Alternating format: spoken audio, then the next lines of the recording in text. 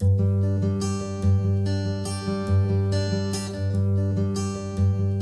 going to give you my version of IPS orientation of Denmark and exactly where we're going to be going, what the train's going to be like, what all the things that we have to do.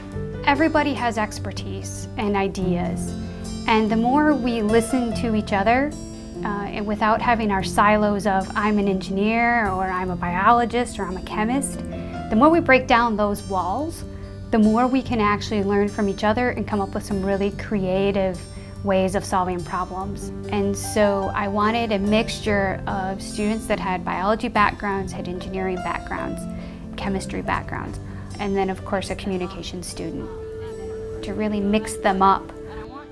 And so I'm hoping that we can get that cross-disciplinary work both from the science and the engineering, plus just bridge into the communication part of it. Oh, you're touching, so find your balance again. Can we move like... We're leaving for Denmark at 6:15.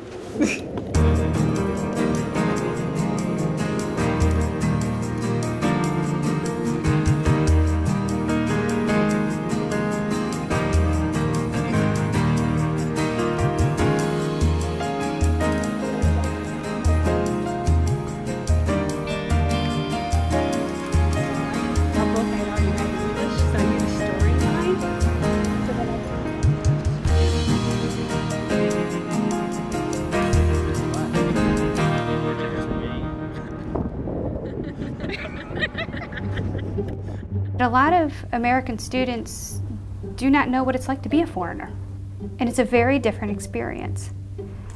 And so I hope that they'll have more compassion when they come upon someone in the United States who is not American and be able to relate a little bit more to their experiences. Just in time for 2-hour incubation. People in different countries also have different ways of thinking. And so I just think it broadens the ability for people to have different ideas to help us really focus in on a solution. And I think understanding the value of what different people bring to the table is very important. When you have to do collaborations between different fields, it gives you a different perspective to the work and a different approach, and I think that's very, very essential actually. You can easily get stuck in the same way of thinking if you're not outside and not good at discussing the work you're doing. I've been in interdisciplinary projects many times, and the most interesting experience I had was actually a project I started up with some engineers, and we're sitting around the table and we're talking about substrates, and everybody understood what is a substrate. The problem is everybody understood something different with the word substrate. And it took us 2 hours to reach that understanding that what was the problem was that we meant different things with the word substrate.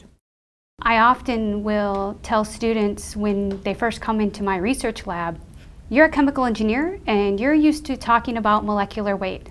If you speak to a biologist, they're going to start talking to you in Daltons. It's actually molecular weight.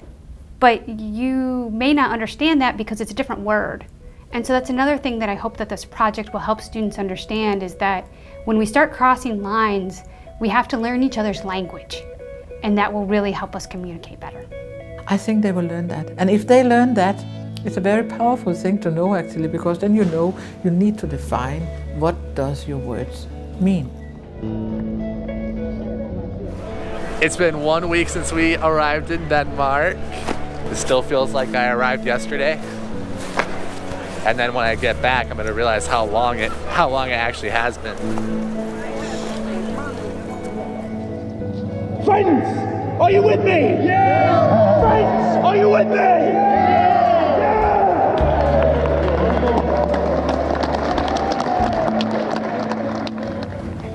How does the solar system organize a party? Sorry.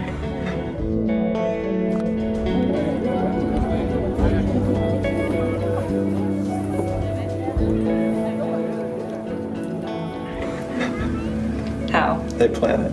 I could have thought of that one.